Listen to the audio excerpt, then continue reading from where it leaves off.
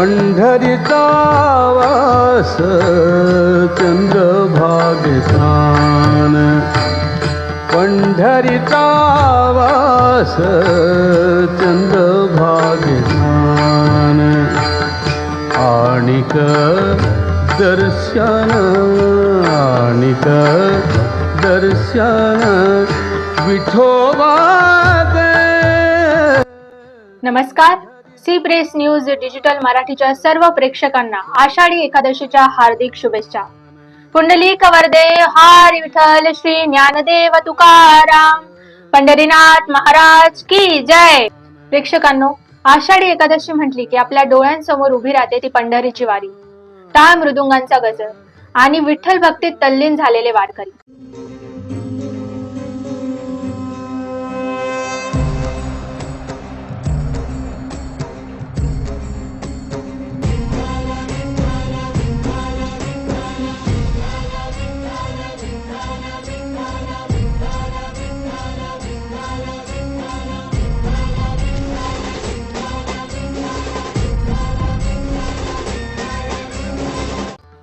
रामकृष्ण हरी.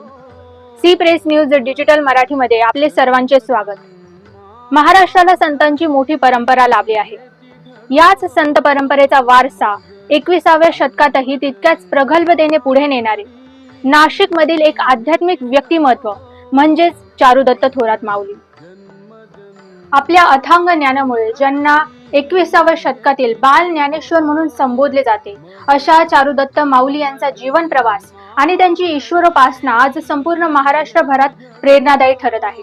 नाशिक मधील ऐतिहासिक काळाराम मंदिराचे भक्त म्हणून नाव जोडले गेले. पाहूया या विशेष रिपोर्ट मधून. नाशिकची पावनभूमी आणि याच भूमीत एक ईश्वरोपासक म्हणजेच चारुदत्त थोरात, ज्यांचा संपूर्ण जीवन प्रवास केवळ आणि केवळ ईश्वर भक्ती आणि लोककल्याणासाठी समर्पित आहे.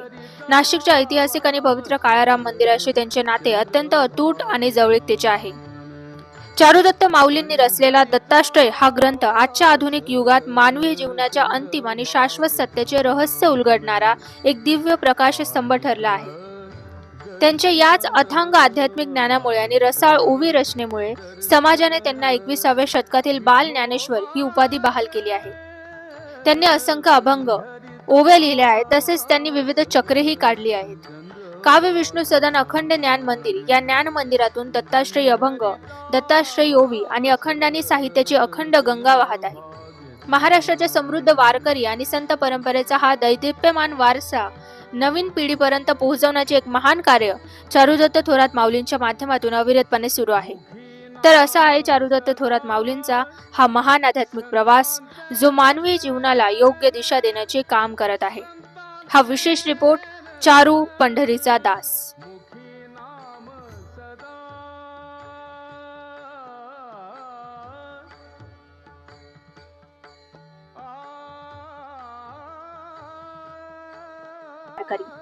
आज याच पवित्र पर्वावर नाशिकच्या पावनभूमीतून महाराष्ट्राला विठ्ठल भक्तीचा आणि संत परंपरेचा संदेश देणारे एक महान व्यक्तिमत्व आज आपल्या सोबत स्टुडिओमध्ये उपस्थित आहेत, ज्यांना समाज 21व्या शतकातील बाल ज्ञानेश्वर म्हणून संबोधतो आणि जे स्वतःला विठ्ठल चरणी समर्पित करून घेता असे आदरणीय ऐतिहासिक काळाराम मंदिराचे भक्त चारुदत्त थोरात माऊली. माऊली, आजच्या या विशेष भागामध्ये आपले मनापासून स्वागत. आज आपण त्यांच्याशी संवाद साधणार आहोत एका विशेष संकल्पनेवर, ज्याचे नाव आहे चारू पंढरीचा दास. माऊली, आजच्या आषाढी एकादशीच्या या विशेष कार्यक्रमाची सुरुवात आपण एका सुंदर अभंगाने करावी.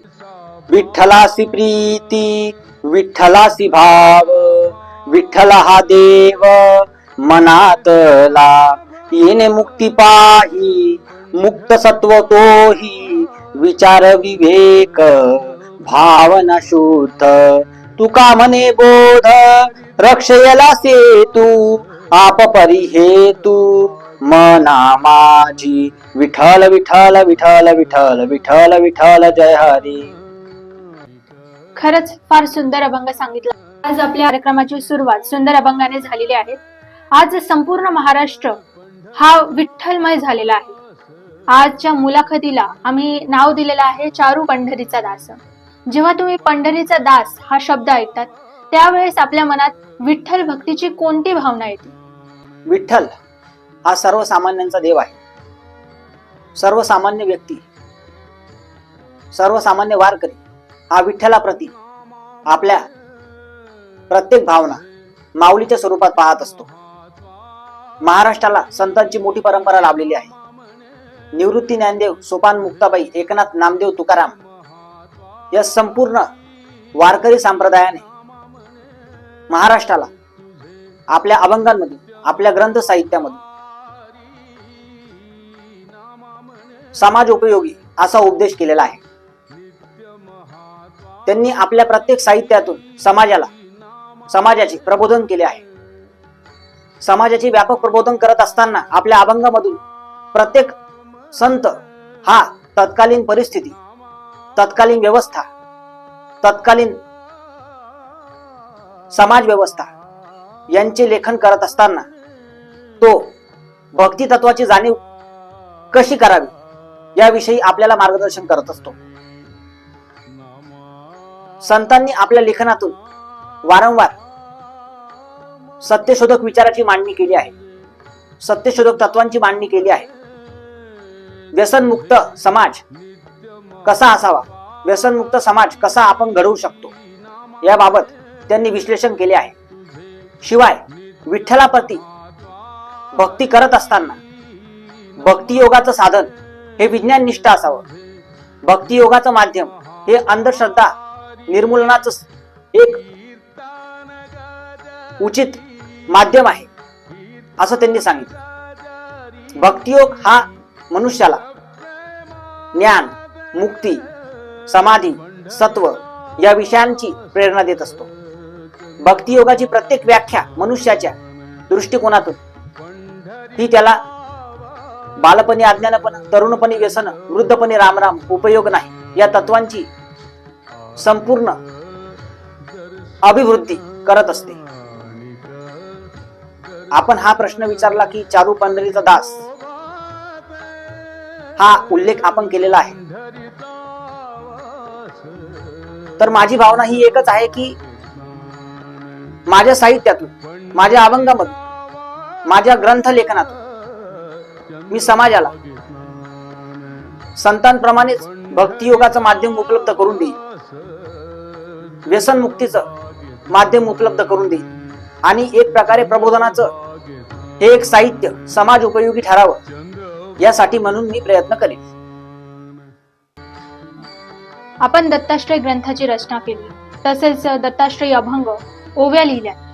आजच्या या आधुनिक युगामध्ये आपल्या या साहित्यातून वारी करणाऱ्या आणि वारी करू न शकणाऱ्या सामान्य माणसाला विठ्ठल भेटीचा कोणता सोपा मार्ग मिळू शकतो? माझे जे दत्ताश्रय साहित्य आहे ते अखंड ज्ञानयोग ही व्याख्या निर्देशित करते. अखंड ज्ञानयोगाची व्याख्या ही मनुष्याला विवेकनिष्ठ,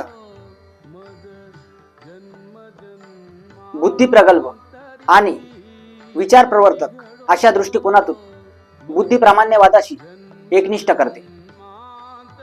विचार आणि त्याची प्रत्येक अवस्था, प्रत्येक अवस्थेचं मर्म, प्रत्येक अवस्थेची दिशा ही मनुष्याला एका प्रगत अशा विकासशील दृष्टिकोनातून सातत्याने चिकित्सापूर्ण पद्धतीतून संशोधनीय अशा दृष्टीने साध्य करता येते.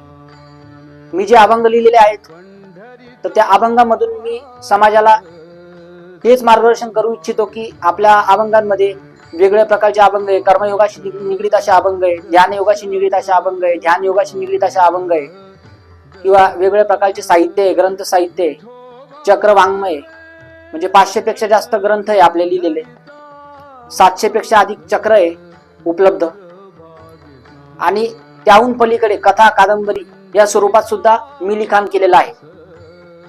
तर त्यामुळे या सर्व साहित्यातून मी समाजाला हाच संदेश देऊ इच्छितो की ज्ञानमार्ग हा व्यक्तीने आपल्या बुद्धिप्रेरित जीवनातून आत्मसात करायचा असतो. व्यक्ती जर ज्ञानशील असेल तर तो या सर्व ग्रंथ साहित्यातून उचित असं मार्गदर्शन घेऊ शकतो. आपण जो प्रश्न विचारला की समाजाने आता भक्ती मार्ग कसा स्वीकारावा, तर मी हेच सांगतो की भक्ती मार्ग हा एक व्यापक मार्ग आहे. शास्त्रामध्ये भक्ती मार्गाची अशी कुठली एक सविशिष्ट व्याख्या नाही. भक्ती मार्ग हा व्यक्ती सापेक्ष आहे. प्रत्येक व्यक्ती आपल्या ईश्वराकडे साकार, निराकार, शुद्ध अहम किंवा वेगवेगळ्या दृष्टीतून आपल्या ईश्वराशी एकनिष्ठ होऊ शकतो. ईश्वर हा बुद्धी प्रगल्भ आहे. ईश्वर हा व्यापक आहे. ईश्वराची भक्ती ही मनुष्याला, मनुष्याच्या जीविताला एक प्रेरणा देण्याचे काम करत असते. विठ्ठल ही एक स्फूर्ती आहे. विठ्ठल हा जनसामान्यांचा देव आहे आणि प्रत्येक संताने आपल्या अभंग साहित्यातून, मग ते 12वं शतक असो, मग ते 16वं शतक असो किंवा 21वं शतक असो, प्रत्येक तत्कालीन व्यवस्था, प्रत्येक तत्कालीन समाज हा भक्ती संप्रदायाशी एकनिष्ठ आहे. वारकरी संप्रदाय हा भक्ती मार्गाची जाणीव करून देण्यात एक महत्वाची भूमिका बजावतो. भक्ती मार्ग हा व्यापक असला, व्यापक दृष्टिकोनातून असला तरी त्याची व्याप्ती ही अनन्यसाधारण आहे. विठ्ठल हा केवळ देव नाही, विठ्ठल हा केवळ ईश्वर नाही, तर ती जनसामान्यात रुजलेली एक अभिव्यक्ती आहे, एक संत तत्वाची अभिव्यक्ती आहे. आणि याचं अंतिम कार्य हे प्रबोधन आहे, कीर्तन आहे, प्रवचन आहे. कीर्तन, प्रवचन, लेखनातून किंवा ग्रंथ साहित्यातून समाज हा भक्ती मार्गाकडे एकनिष्ठ होऊ शकतो असं मला वाटतं. आज लाखो वारकरी पंढरपुरात माऊलींच्या चरणी लीन झाले आहेत. आज आषाढी एकादशी निमित्त आज आपण सी प्रेस न्यूज डिजिटल मराठीच्या माध्यमातून संपूर्ण महाराष्ट्राला आणि आजच्या तरुण पिढीला काय संदेश द्याल? ईश्वर हा प्रत्येक जीवाला सम्यक तत्वाचे मार्गदर्शन करत असतो. सम्यक तत्व हे मनुष्याला समाधीच्या प्रत्येक अवस्थेशी एकनिष्ठ करण्यास भूमिका बजावत असते. ध्यान मार्ग म्हणजेच मेडिटेशन हा सत्य प्राप्तीच्या मार्गासाठी भक्ती मार्गात एक महत्वाचा भाग मानला आहे. विश्वप्रसिद्ध ऐतिहासिक काळाराम मंदिराला ऐतिहासिक आणि पौराणिक पार्श्वभूमी लाभलेली आहे. अगदी त्याचप्रमाणे पंढरपूरला देखील ऐतिहासिक आणि पौराणिक पार्श्वभूमी लाभलेली आहे. सत्यशोधक संत परंपरेमध्ये निवृत्ती ज्ञानदेव, सोपान मुक्ताबाई, एकनाथ नामदेव तुकाराम या संपूर्ण संतांनी समाज प्रबोधनाचे, व्यसन मुक्तीचे आणि अंधश्रद्धा निर्मूलनाचे विविध अभंग लिहून समाजाला आणि तत्कालीन व्यवस्थेला एक समाज उपयोगी मार्गदर्शन केले आहे. या प्रत्येक अभंगामधून समाज हा कसा जागृत होईल, समाज हा कसा भक्ती मार्गाकडे एका विज्ञान दृष्टिकोनातून पाहू लागेल आणि तो कसा भक्ती प्रेरित होऊन, तत्वज्ञान प्रेरित होऊन, ज्ञानयोग प्रेरित होऊन तो समाजाला एक दिशा देऊ शकेल, याचे आव्हान प्रत्येक संतांनी, प्रत्येक समाज सुधारकांनी केले आहे. आपण जो प्रश्न विचारला की आता युवकांना या महाराष्ट्राच्या संत परंपरेमधून आपण कोणतं मार्गदर्शन करावं,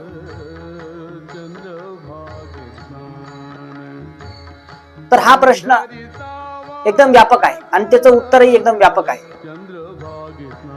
मला असं वाटतं की आजच्या युवकांनी ग्रंथ साहित्य वाचले पाहिजे, त्यांचे अध्ययन केलं पाहिजे. अभंगांची निरूपण, अभंगांची व्याख्या, वेगवेगळ्या साहित्याची प्रस्तावना यांचं अध्ययन केलं पाहिजे. तत्कालीन साहित्य आणि प्रत्येक तत्कालीन साहित्य संपदा यांमधून आपल्याला भक्ती मार्गाची जाणीव ही प्राप्त होत असते. संतांनी त्यांना आलेले अनुभव हे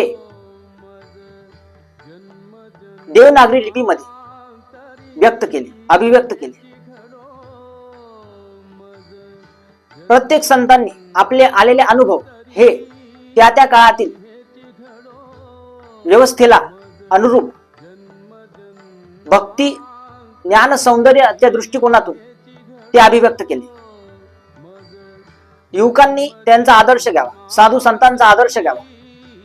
युवकांनी आपला आदर्श तुकारामाला मानावे, ज्ञानेश्वराला मानावे, चोखामेळाला मानावे. संतांचा आदर्श घेतला तर निश्चितपणे एक व्यापक दृष्टिकोन समाजात प्रस्थापित होईल आणि महाराष्ट्राची जी परंपरा आहे, महाराष्ट्राची जी सांस्कृतिक परंपरा आहे, सांस्कृतिक पिढी आहे, ती निश्चितपणे एक व्यापक दृष्टिकोनातून प्रवाहित होईल असं मला वाटते. सी प्रेस न्यूजच्या प्रत्येक प्रेक्षकांना मी हेच सांगतो की आपण संतांचं अनुकरण करावे, संतांचे ग्रंथ वाचावे, साधू संतांचे ग्रंथ वाचावे, दत्ताश्रय तत्वज्ञानाचे ग्रंथ वाचावे, अभंग वाचावे आणि यातून एक जगाला हेवा वाटेल असा अभ्यासयुक्त व्यसनमुक्त महाराष्ट्र घडवावा असं मला वाटतं. स्थितेक दृष्टी बोधपर्य ध्यान आप परते ज्ञान पांडुरंगा चित्तरूपी दशा आप परिबोध आप परत्वे ज्ञान पांडुरंगा काया बोध सेवी दृश्य दृश्य मैत्री बोधोनी स्वीकृत पांडुरंगा तुका मने भाव अनंताची देव बोधरूपिक स्वभाव पांडुरंगा पांडुरंग पांडुरंग पांडुरंग पांडुरंग. आज आषाढी एकादशीच्या पवित्र दिवशी आपण सी प्रेस न्यूज डिजिटल मराठीवर आलात आणि चारू पंढरीचा दास या संकल्पनेतून विठ्ठल भक्तीचा इतका सुंदर संदेश आपण आपल्या महाराष्ट्रातील जनतेला दिला, याबद्दल आपले खूप खूप धन्यवाद. तुर्तास इथेच थांबतो. पाहत राहा C press news Digital Marathi.